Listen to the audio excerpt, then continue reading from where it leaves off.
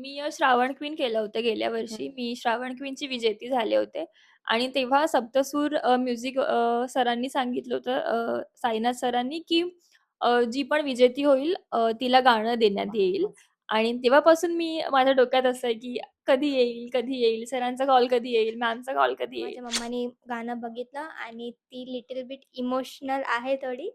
So ती माझं प्रत्येक कोणतंही काही बघते ती इमोशनल होते. बट सॉन्ग बघताना आज तिने घरी दिवसभर 1 मिनिटसाठी पण असं सोडलं नसेल त्या सॉन्गला.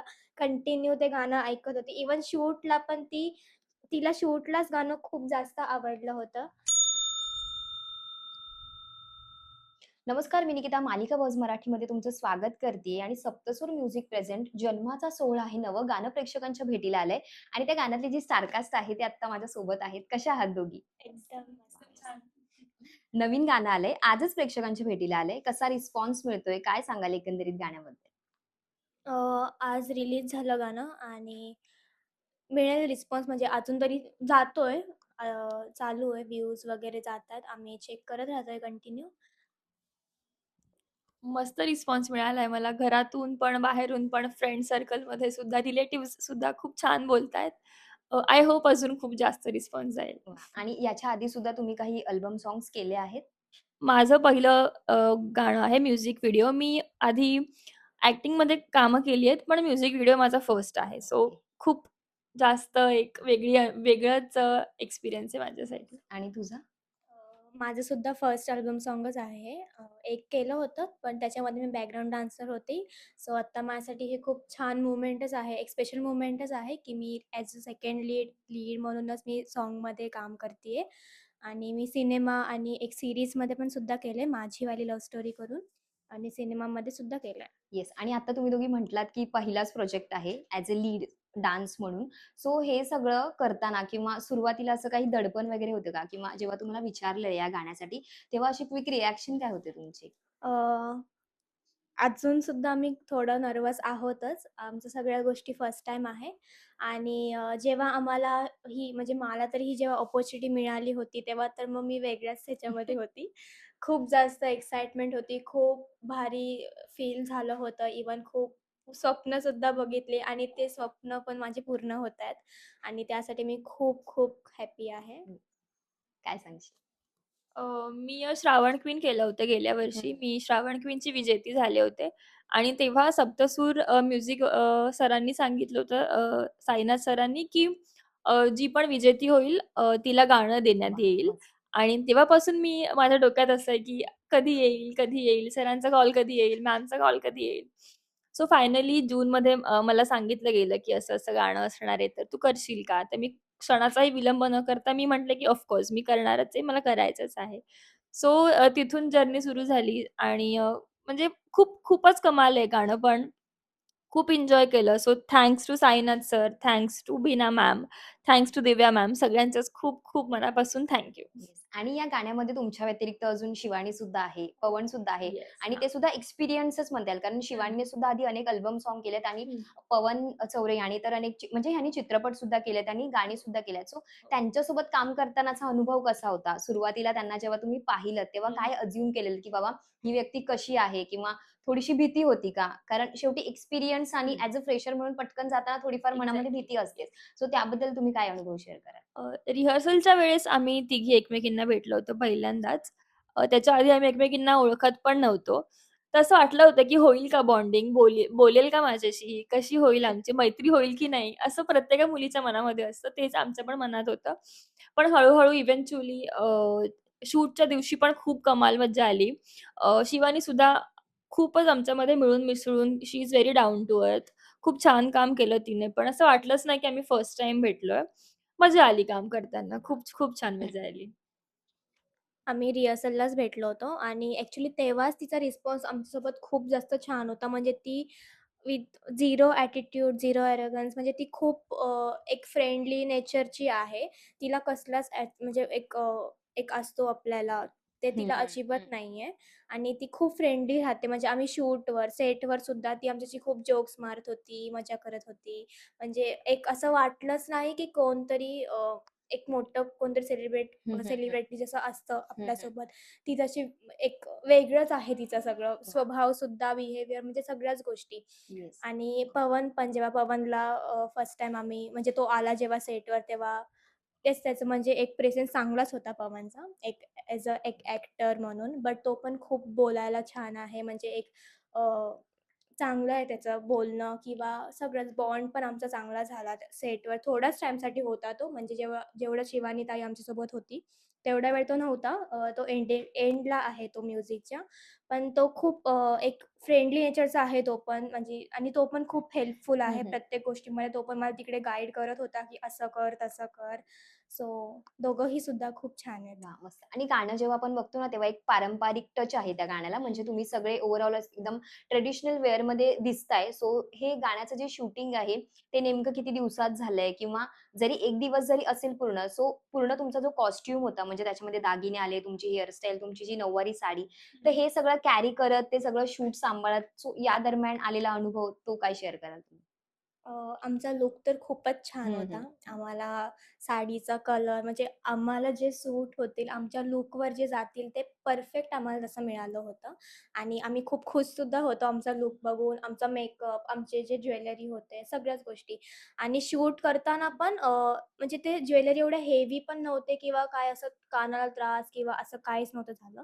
आणि म्हणजे ओव्हरऑल आमचा लूक तर खूप छान होता. इव्हन काही असं अडचण आली नाही आम्हाला डान्स वगैरे करताना किंवा काय इव्हन ना थकवा जास्त, सगळं छान होतं. वाह! काय सांगाल?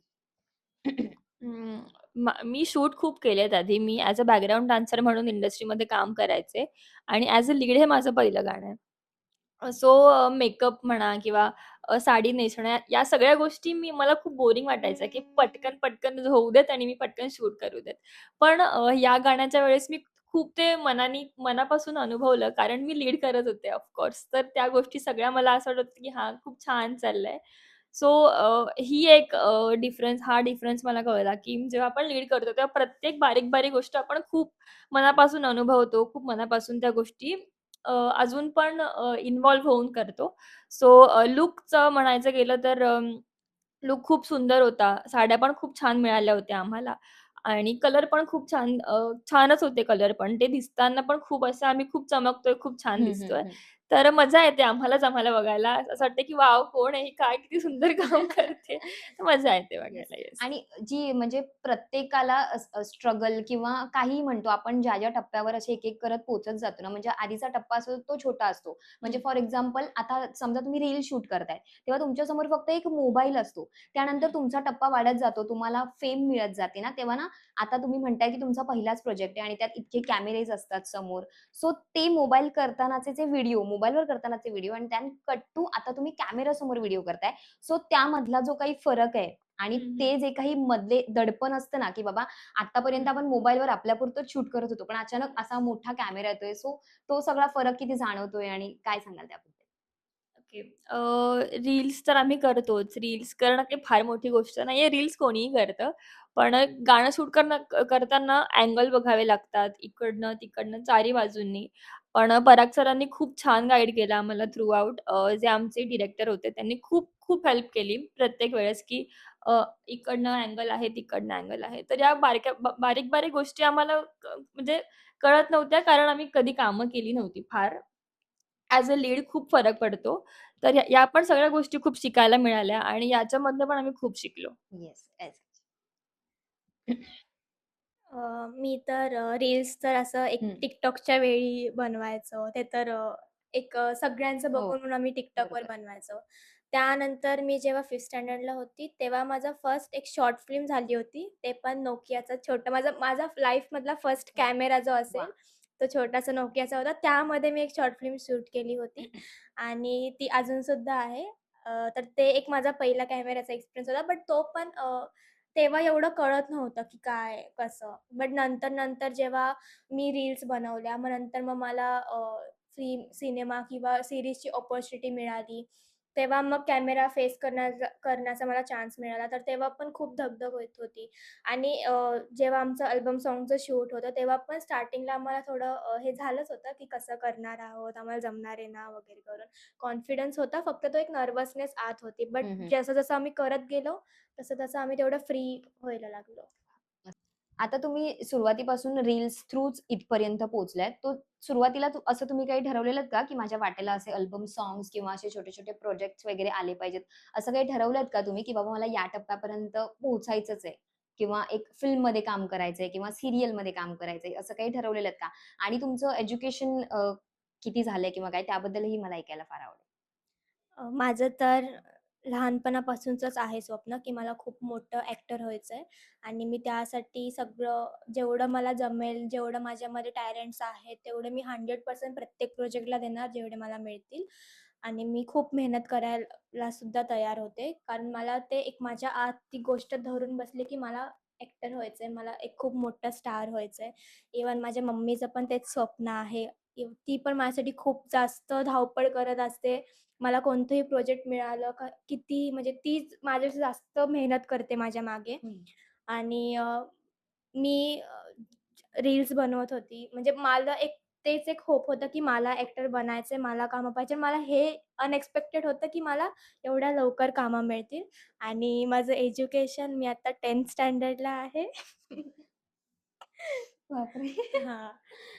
हे शॉकिंग आहे खरं तर माझ्यासाठी. आणि मग आता तुझ्या आईची रिएक्शन काय आहे? गाणं माझी बघितलंय आईने? हो, काय म्हटली? माझ्या मम्मानी गाणं बघितलं आणि ती लिटल बिट इमोशनल आहे थोडी. सो ती माझं प्रत्येक कोणतंही काही बघते ती इमोशनल होते. बट सॉन्ग बघताना आज तिने घरी दिवसभर 1 मिनिटसाठी पण असं सोडलं नसेल त्या सॉन्गला. कंटिन्यू ते गाणं ऐकत होती. इव्हन शूटला पण तिला शूटलाच गाणं खूप जास्त आवडलं होतं आणि खूप आवडलं. इव्हन माझ्या पप्पांना पण. माझे पप्पा गुजरातला असतात. हं. सो ते पण तिकडून कंटिन्यू माझ्यासोबत वाह! कॉन्टॅक्टमध्ये राहून मस्त. ते पण कंटिन्यू गाणं ऐकतायत. ते पण त्यांच्या स्टेटसवर, वाह! प्रत्येक फॅमिली ग्रुपवर सतत फॉरवर्ड करतायत. वाह! मस्त. काय सांगशील? रील्स तर मी खूप आधीपासून बनवायचे, पण रील्समुळे मला हे काम मिळालंय असे मी नाही म्हणणार. कारण मी श्रावण क्वीन जसं मी हं, हं, सांगितलं, मी हं. श्रावण क्वीन होते आणि श्रावण क्वीन नंतर मला सरांनी सांगितलं, की तुला इथे-इथे यायचंय. सो फक्त म्युझिक व्हिडिओ करायचं असं माझं काहीच नाहीये. मला ॲक्टिंगमध्ये प्रोजेक्ट्स करायचे आहेत, वेब सीरीज करायच्या आहेत, मूव्हीज करायच्या आहेत. अँड आय एम होपिंग की पुढे मला ते चान्सेस या गाण्यामुळे मिळतील अशी मी आशा करते. येस. येस, आणि तू थँक मगाशी सुद्धा म्हटलीस, की मी बॅकग्राऊंड डान्सर म्हणून काम हो, केलंय हो, आणि त्यात हो. तू आत्ता इथे लीड लीड ॲज अ म्हणून करते. येस. सो तो पण एक डिफरन्स मला खूप प्रकर्षाने जाणवतो, की हां, मी इथपर्यंत आले, तर अजून पुढे पण पोहोचेन वाह! नक्कीच. मस्त. खूप छान वाटलंय मला तुमच्याशी बोलून. एकदा प्रेक्षकांना आपल्या गाण्याबद्दल काय सांगाल आणि अजून किती प्रेम मिळालं पाहिजे गाण्याला त्याबद्दलही काय सांगाल? Okay. So Saptasur music YouTube चॅनलवरती आमचं गाणं आलेलं आहे. साईनाथ सर आणि बीना मॅमचं हे प्रोडक्शन आहे आणि डिरेक्ट केलं आहे पराग सरांनी आणि गाणं गायलं आहे स्नेहा मॅमनी. सो मस्त गाणं आहे, खूप कमाल गाणं आहे. वेगळ्या जॉनरचं गाणं आहे. तुम्ही फार कधी ऐकलं नसेल असं गाणं आहे. सो नक्की लाईक करा, शेअर करा आणि तुमच्या पण फ्रेंड्सना वगैरे पाठवा. तुम्हालाही खूप आवडेल. येस. Thank so much. काय सांगायचं? अ, आमची कोरिओग्राफरसुद्धा गायत्री ताई ही खूप छान होती, म्हणजे खूप स्वीट होती. म्हणजे आम्ही चुकत होतो, तर मग ती म्हणजे एक पेशन्स ठेवून आम्हाला सगळं स्टेप्स सांगत होती. खूप गोड स्वभाव आहे तिचा आणि खूप सपोर्ट करा आमच्या सॉन्गला, इव्हन सप्तसूर चॅनलला पण. Thank thank so much. तुमच्याशी बोलून खरं तर खूप छान वाटलंय आणि तुमच्या फ्युचर प्रोजेक्टसाठीही तुम्हाला खूप खूप ऑल द बेस्ट आणि आपण पुन्हा पुन्हा भेटत राहू. Thank so much.